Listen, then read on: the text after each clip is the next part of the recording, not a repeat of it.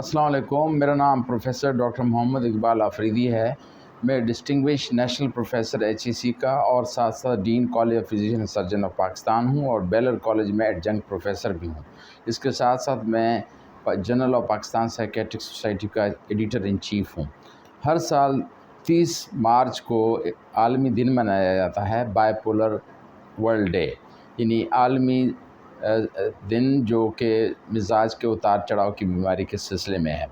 और इस साल का थीम है कि बाइपोलर टुगेदर, यानी इन बीमारियों के लोग बाइपोलर के साथ देना।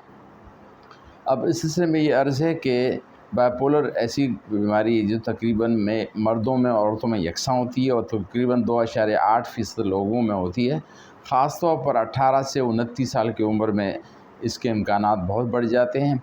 इसमें दो पहलू होते हैं। मिजाज के उतार चढ़ाव की बीमारी इसको कह सकते हैं। इन थोड़ा बहुत मिजाज में उतार चढ़ाव आना तो नॉर्मल है। जैसे अगर कोई आपकी तारीफ़ करता है आप खुश हो जाते हैं, कोई डांट देता है आप उदास हो जाते हैं। ये जिस तरह इस एक दर्द की टहनी में उतार चढ़ाव होता है ऐसे ही है। इसी तरह से एक समंदर में की लहर में उतार चढ़ाव होता है, ये नॉर्मल है। लेकिन यही अगर तुग़यानी की शक्ल इख्तियार करे, बहुत ऊंचा हो जाए और फिर नीचे आ जाए, या फिर जिस तरह दरख्त तूफ़ान में ऊपर नीचे हो जाता है, तो हम इसको फिर बीमारी के ज़िम्मे में लाते हैं। और जो तेज़ी वाला सिलसिला है जिसको हम मेनिया कहते हैं, जिसमें जुनून भी कह सकते हैं, उसमें बहुत बंदा बातें बहुत करता है, बड़ी बड़ी बातें करता है, अपने आप को बड़ा आदमी समझता है कि मैं दौलत में, शोहरत में, हर चीज़ में मैं आगे हूँ।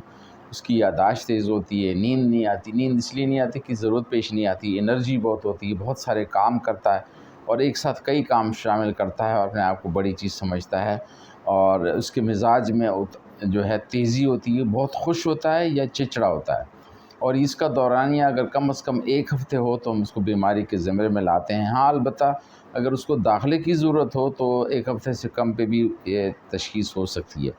अब ये है कि अमेरिका में जो क्लासिफिकेशन है DSM-5, उसके तहत अगर एक जुनून का यानी तेज़ी वाला मेनिया की कैफियत हो जाए तो उसको बाइपोलर कहते हैं। वो उनका ख़्याल ये है कि अब ये उदासी वाली कैफियत या तो देखी नहीं गई या नहीं है तो आ जाएगी। लिहाजा जो समंदर की लहर फलक बोझ होती है वो कदम बोझ ज़रूर होगी, यानी अगर तेज़ी आई है तो नीचे ज़रूर आएगा। तो लिहाजा वहाँ पे मैनिक एपिसोड लफ्ज़ नहीं है, कोई डायग्नोस्टिक एंटिटी। वो हर मेनिया को बाइपोलर के ज़िम्मे में लाते हैं। जबकि वर्ल्ड साइकेट्रिक एसोसिएशन की क्लासिफिकेशन ICD जो है वो कहती है कि अगर 2 बार तेज़ी के दौरान आ जाए या एक तेज़ी का एक उदासी का आ जाए, यानी मेनिया और डिप्रेशन का, तो उसको बाइपोलर कहते हैं। और वो मैनिक एपिसोड जिसमें सिर्फ तेज़ी आई हो, उदासी ना आई हो, तो उसको हम बाइपोलर नहीं कहते। तो इसमें यह है कि उदासी की कैफियत में वो तमाम चीज़ें जो डिप्रेशन में होती हैं, मायूसी, सबसे पहले तो बंदा उदासी की बात करता है, सैडनेस, और उसके साथ उसमें एनर्जी की कमी आती है और दिलचस्पियाँ कम होती हैं कपड़ों में, किताबों में। और ये इसके साथ साथ जो है इतनी मायूसी होती है कि ज़िंदगी से बेजारी के ख़्यालात आते हों। और ये कैफियत जब कम से कम 2 हफ़्ते तो हो तो हम कहते हैं कि ये डिप्रेशन का फ़ेज़ है। और मेनिया की फ़ेज़ अगर हो जाएँ तो फिर हम कहते हैं कि ये अब बाइपोलर के ज़िम्मे में दाखिल हो गया है। इलाज मुआलजे के तरीके ये हैं कि ख़ास तौर पर चूँकि ये जीन से आती है, इसकी रोकथाम ये होंगी कि जो बाइपोलर वाले लोग हैं कोशिश करें कि वो ख़ानदान में शादियाँ फर्स्ट कज़न ना करें।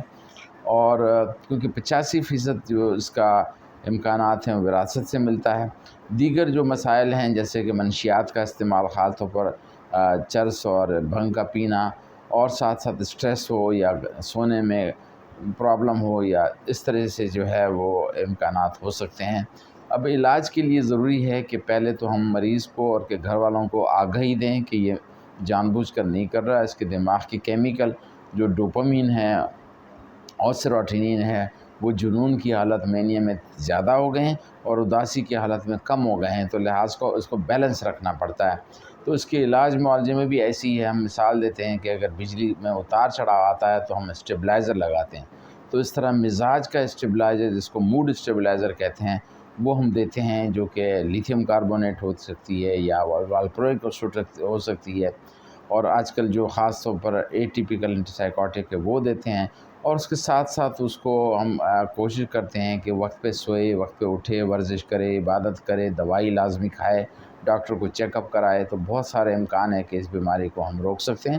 اور اگر اس بیماری کی نہیں روکا گیا یا اس کا علاج نہیں کیا گیا ہے تو یہ مینیا میں تباہی مچا دیتے ہیں. اگر کسی کے دارے کا سربراہ ہے تو اس کو سب کچھ لوٹا دیتا ہے. گھر میں بھی اگر وہ ہے تو بہت خرچے کرتے ہیں، ضرورت سے زیادہ سخی ہوتے ہیں تو وہ پیسے لوٹا دیتے ہیں، تو بڑی کمپلیکیشن ہے. اگر گاڑی چلا رہے ہیں تو بہت تیز چلاتے ہیں، تو لہٰذا ایسے لوگ اگر ایسی سیٹوں پہ بیٹھے ہوں جو فیصلے کرنے والے ہوں تو بڑے خطرناک بھی ثابت ہو سکتے ہیں. تو لہٰذا آئیے ہم مل کر عالمی آواز میں اپنی آواز شامل کریں اور بائی پولر بیماری کو سمجھیں، اس کی تشخیص کریں، اس کا علاج کریں تاکہ ہم اس کو کنٹرول کر سکیں یا شکست دے سکیں. آپ سب کا بہت شکریہ. السلام علیکم.